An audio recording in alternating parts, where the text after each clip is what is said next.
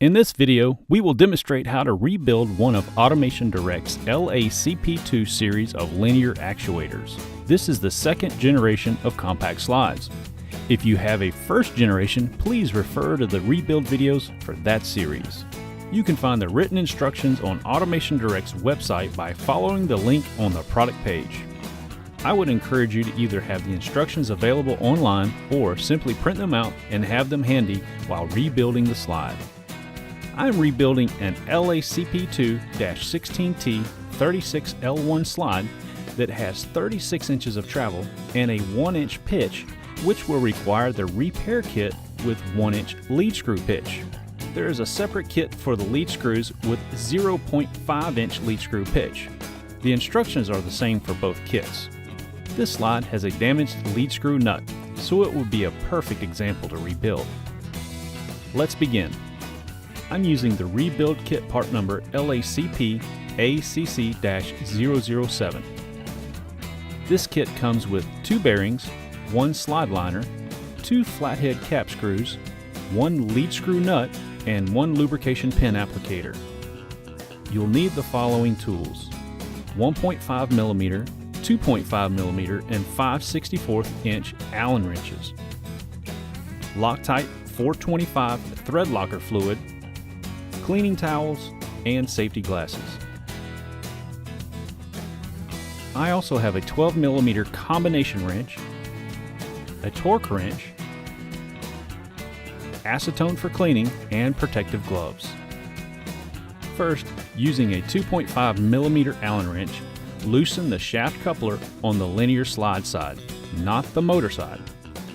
Remove the 4 motor screws and remove the motor and coupler.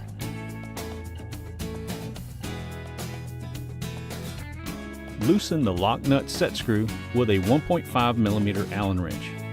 Don't take the set screw out, just loosen it. Here's the tricky part.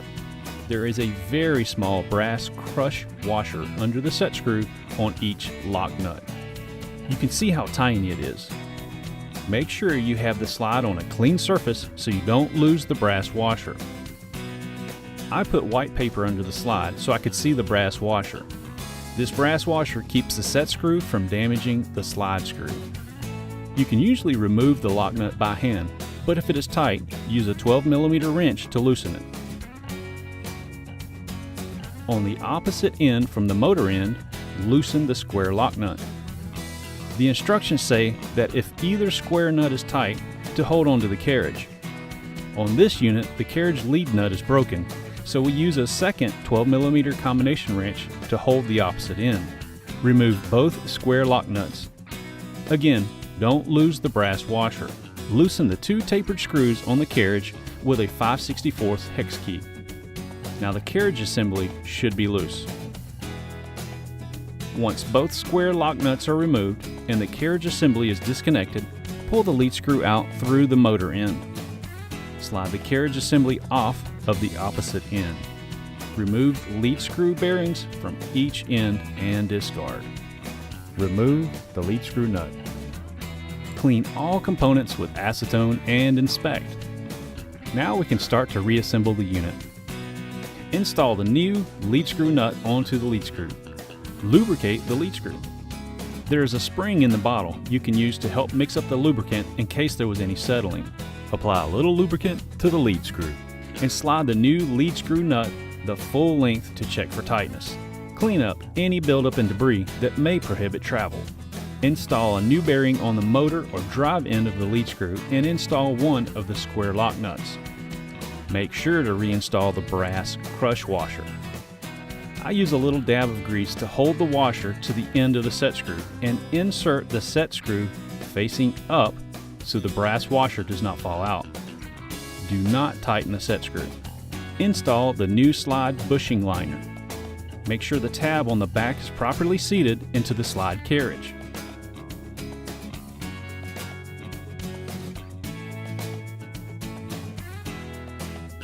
Insert the lead screw into the motor side of the base.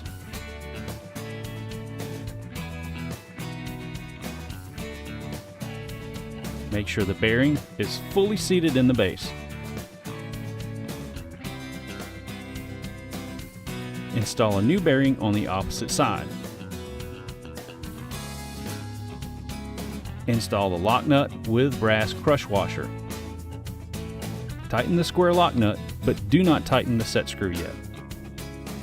Using a 2mm Allen wrench, loosen the 2 slide adjusting screws on one side, then repeat on the opposite side.